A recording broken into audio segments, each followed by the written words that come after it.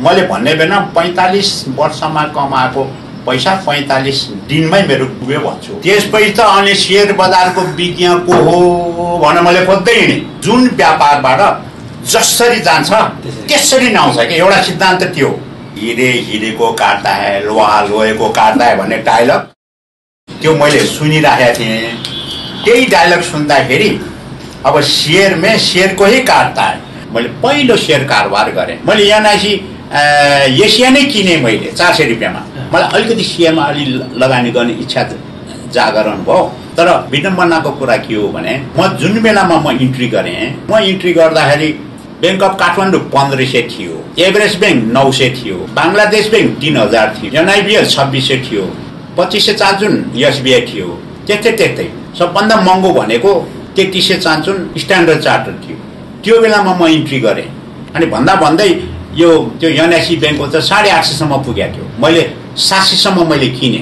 त्यो बेलामा मैले करिब मोर देन 3-4 करोडको शेयर किने मैले त्यो बेला क्यासमा। मसँग त्यो बेला म अराउन्ड 45 वर्षको थिएँ। म 45 वर्षसम्म कमाएको 2-4 करोड रुपियाँ मैले कमाएको हेर्नुहोस् है। त्यसरी फिल्म बनाएको पैसा, फिल्म डिस्ट्रिब्युसन गरेको पैसा, फिल्म एक्जिबिसन गरेँ। मेरो 6-7 वटा सिनेमा हलबाट मलाई पैसा मैले कमाउँथेँ। त्यो सारा पैसा मेरो त्यो मात्रै पनि थिएन।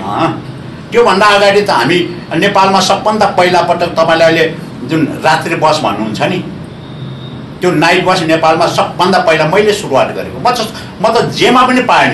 मेरो 8 वटा बस थियो, 12 वटा ट्रक थियो। म त्यो बेलामा चलचित्र व्यवसायी होइन, म त्यो बेलामा यातायात व्यवसायी। मेरो नारायणघाटमा चितवन साबुन उठ्यो भने साबुन फ्याक्ट्री थियो, हाम्रो किरानाको दोकान, कपडाको दोकान, धेरै त्यस्तो दोकानहरू। बन्दीपुरमा सबभन्दा धनाढ्य भनेको मेरो बाउबाजेहरू हो। जसलाई सोच पनि हुन्छ बन्दीपुरहरू। 1500 रुपियाँमा म प्रवेश गरेँ, 1750 पुग्यो। बेच्न जानिन, भर्खर सिकेको, 2-3 महिना 6-8 महिना कति भएको थियो। अब बेच्नुपर्छ भनेर मैले सिकिनँ होइन। 1550मा किने, 1500मा किने। सबभन्दा बढ्ता त मैले 1500मा त 10,000 किता किनेको थिएँ बैंक अफ काठमाडौँको। गयो त्यसपछि यसरी झऱ्यो। अब 1750मा नबेचेको के 1500मा बेच्ने? 1300 आउँछ। हिजो 1500मा बेचिन, किन 1300मा बेच्ने भन्दा यति प्यानिक भएँ। त्यो 1500मा किनेको बैंक अफ काठमाडौँ 265 कि 250मा बेचेर म त्यहाँबाट उम्किएँ। त्यसपछि बैंक अफ काठमाडौँले मलाई तर्जर गरे भएर आजसम्म मैले बैंक अफ काठमाडौँको सेयरै किनेको छैन। यो बिना बैंक अफ काठमाडौँको सेयरबाट म सेयर धनी बन्छु भनेर एउटा बैंक अफ काठमाडौँको सेयर, एउटा एनआइसीको सेयर 700 सम्म किन्दाखेरि एनआइसीको सेयर त 165 सम्म झरेको, 850को सेयर त्यो पनि 200 चान्चुनमा बेचेर फालिदिएँ। अनि आइपिओको त मैले फालिनँ। आइपिओको त 80 सम्म पनि मैले राखेको थिएँ। लस त मलाई 3-4 महिनामै लस चाहिँ भयो। अराउन्ड 3-3.5 करोड जति मैले लगानी गरेको थिएँ। र त्यो बेलासम्म मलाई फेरि यो भन्नु होला तपाईँलाई, त्यो बेलासम्म मलाई चाहिँ लोन कसरी लिन्छ ब्याङ्कबाट भनेर थाहा थिएन है। I was unknown to take loan from the bank. How किनभने जिन्दगीमा लोन लिनै परेन। मेरो बाबुबाजेहरू ऋण भनेको घिन हो, ऋण लिएर काम गर्नु हुँदैन भन्ने मान्यता राख्ने। म काठमाडौँमा 45 सालदेखि बसेँ र 55 सालमा 10 वर्षसम्म म चलचित्र व्यवसाय यो व्यवसाय भएर बस्दाखेरि 55 सालसम्म म काठमाडौँमा बसेर जब 56-55देखि मैले लगानी गर्न लागेँ 56-57 सालसम्म पनि how to take loan from the bank भनेर मलाई थाहा थिएन है।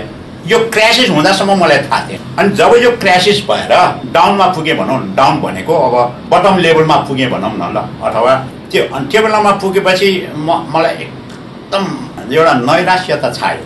ओहो, मैले नजानी किन मैले यो सेयरमा हात हालेको होला। किनभने त्योभन्दा अगाडिका मैले भन्ने बेला 45 वर्षमा कमाएको पैसा 45 दिनमै मेरो डुब्यो भन्छु।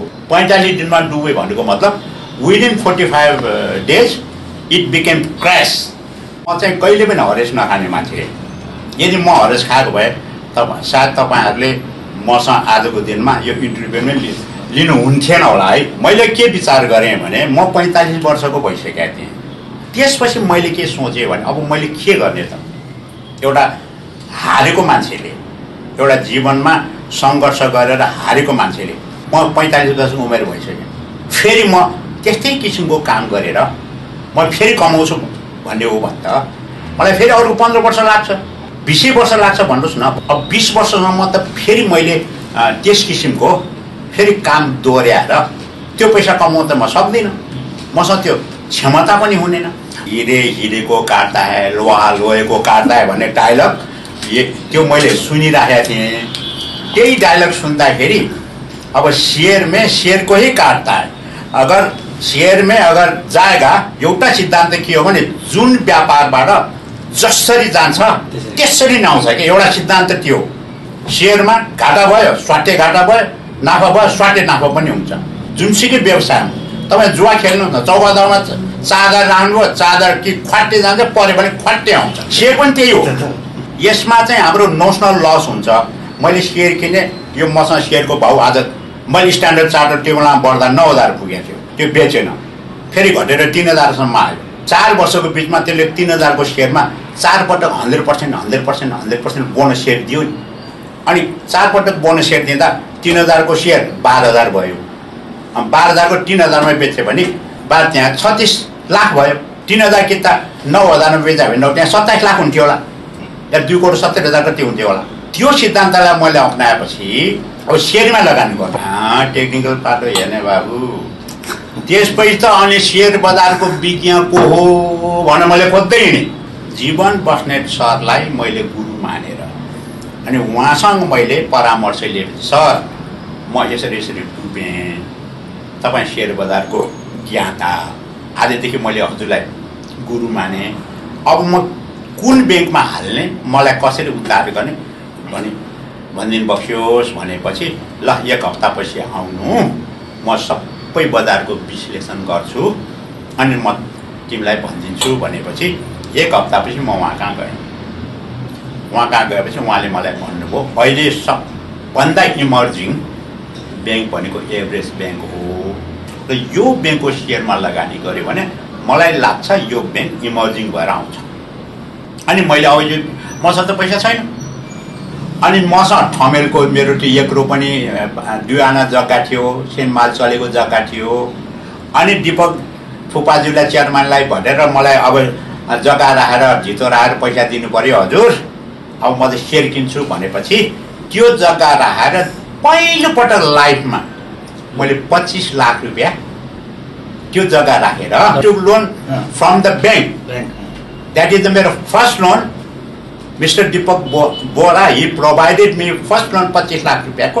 त्यो जग्गा राखेर अनि त्यो 25 लाखको अनि मैले त्यो बेलामा सेयर गर्दा 325 मा आएको थियो यो एभरेज ब्याङ्कको सेयर सबभन्दा मिनिमम प्राइस भनेको 325 है अनि त्यसपछि त्यो बेलामा है अनि सबभन्दा मिनिमम प्राइस भनेको 7000 पुगेको नबिलको 485 अनि सबभन्दा त्यो बेलामा 9000 पुगेको सबभन्दा ठुलो सेयरको त्यो बेलाको मिनिमम प्राइस भनेको 880 स्ट्यान्डर्ड चार्टरको बिएको त 175 सम्म आयो सबभन्दा तल 165 सम्म एनआइसी आयो त्यो बेलामा अनि त त्यो बेलामा त अब यो सर्किट लाग्ने यो लाग्ने भनेको थिएन 325 मा किन्छु भन्यो भने चाहिँ यसो ब्ल्याक बोर्डमा लेखिदिन्थ्यो 22-23 जना ब्रोकर थियो ल एभरेज ब्याङ्कको 325 को सेयर सेकिता भनेर लेखिदेऊ भन्यो भने त्यो सालिक भन्यो अनि उसले हजुर भन्छ ल 325 मा बाइपास सेकिता भन्यो भने यसो बाइपास दिन्थ्यो सिस्टम थिएन सेलरै आउँदैन ल 350 मा बस भन्यो भने अनि 350 भन्यो भने हुर्र सेल आउँथ्यो अनि सबै खाइदिन्थे अनि जब मैले सुरु गर्न लाएँ 325 देखि सुरु गर्दाखेरि 6 महिनाभित्रमा त्यो 450 जति पुग्यो जति आउँछ मैले उठाइदिएँ त्यो 25 लाखको सेयर मेरो नाममा त आयो नि अनि त्यो 25 लाखकै सेयर एभरेज ब्याङ्कको सेयर फर्स्ट टाइम मैले फेरि सेयर लोन भनेर लिएको नेपाल फाइनेन्समा गएर त्यहाँ रवि चन्द्र प्रधान भन्ने सियोर थियो उहाँसँग भेटेर निर्मल प्रधान मलाई सेयर लोन दिनुहोस् भनेर त्यो 25 लाखको सेयर मैले त्यहाँ धितो राख्दा 2-3 महिनाभित्रमा 25 लाखको सेयर हो करिब 30 लाख चान्जुन भइसकेको थियो 325 मा किनेको थियो 400 पुगिसकेको थियो अनि 30 लाख चान्जुन भएको थियो अनि त्यो 30 लाखको सेयर फेरि त्यहाँ राख्दाखेरि 70% 80% सम्म पनि दिन्थ्यो। 24 लाख रुपियाँ पाएँ। फेरि एभरेजमै लगाएँ। अनि फेरि त्यहाँ दीपक बोरालाई भनेर, अनि त्यो बेलामा त यो जग्गा भाउ त अलिअलि बढिराखेको थियो। मलाई त 50 लाख गरिदिनु पर्यो भने यसलाई फेरि भ्यालु गरेर पहिला त मैले धेरै कहाँ लोन लिने जाउँ त डर लाग्छ भनेर 25 मात्रै लोन लिएको के। यो 25 लाख लोन लियो भने त्यसले ब्याज कसरी तिर्छ? मेरो सोर्स अफ इन्कम पनि थिएन। अनि मैले यता एभरेज ब्याङ्कको सेयर मैले 50 लाखको किने, यो सेयरको मलाई यति बोनस आउँछ, यति दिनु त म ब्याज तिर्न सकिहाल्छु नि भनेपछि त्यो 25 लाखले फेरि मलाई 50 लाख गरिदियो उहाँले। अनि अलिअलि नेभिलको पनि 1-2 हजार किताब किने 700-800-900मा।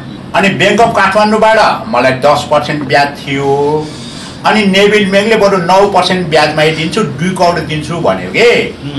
अनि त्यो भन्दाखेरि मेरो फर्स्ट ठुलो म्यानेजर चाहिँ अमृतचरण श्रेष्ठ थियो त्यो बेलामा।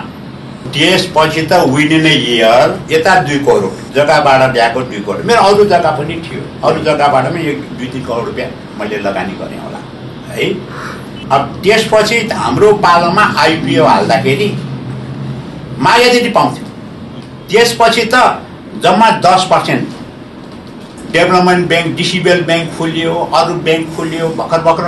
अनि त्यो बेलामा कुमारी ब्याङ्कको आइपिओ आयो, सिद्धार्थ ब्याङ्कको आइपिओ आयो, अनि यो एनएलआइसी भर्खर खुलिएको थियो, त्यसको आइपिओ आयो, शिखरको आइपिओ धेरै अलिक पछि शिखरको आयो, अनि त्यसपछि लक्ष्मी ब्याङ्कको आइपिओ आयो, जति हाल्यो। अनि यो लुम्बिनी ब्याङ्कको आइपिओ आयो। 30% आइपिओ आउने, जति हाल्यो त्यति पर्ने, हाल्ने मान्छे नै पाउँदैन। यो 90% मैले भनेको 10 करोडको मैले आइपिओ हालेँ भने 1 करोड रुपियाँ राखेँ भने 10 करोडको आइपिओ गर्दा पाउँछ। 90% त उनीहरूले नै हालिदिन्थ्यो पैसा। 1.5 महिनासम्मलाई उनीहरूले ब्याज लिन्थ्यो। अनि 10 करोडको हाल्यो भने मैले हालेको जति पर्छ भने कस्तो भने 10 करोडको हाल्यो भने 5 करोडको पर्थ्यो के। अनि 1 करोड त आफूले हालिसक्यो। अनि 4 करोडको चाहिँ त्यो 12% 13% ब्याज तिर्नु पर्थ्यो। लोन लिनु पनि त्यसै नै रोक्का हुन्थ्यो। त्यो सिस्टम नै त्यस्तो थियो नि त। अनि त्यो सर्टिफिकेट भएर आउँथ्यो। अनि सर्टिफिकेट भएर आउन्जेलसम्म त 100 रुपियाँको माल त 200 पर्थ्यो, 200 पुग्थ्यो होइन। अनि 200 पुग्दाखेरि त्यही 200 को सेल हाल्यो भने 180 रुपियाँ पायो। आफ्नो 100 रुपियाँ परेको छ, ब्याङ्कबाट 180 रुपियाँ पायो।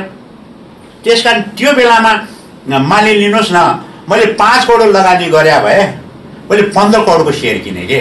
अनि म तपाईँलाई भन्छु 300 देखि 700 सम्म किनेको एभरेज ब्याङ्क 3600 पुग्यो, 3000 पुग्यो भने यो त्यसपछि सुन्नु न बाबु, त्यसपछि त मेरो त अब 5 ओभर भनौँ न भने सबैले दियो भने सबभन्दा बढी त मलाई एभरेजले नै दियो नि। अब मैले 3 करोड रुपियाँ गुमाएँ भने 3-4 करोड रुपियाँ गुमाएँ। मेरो 1 टाका मेरो 11-12 अरबको पोर्टफोलियो थियो।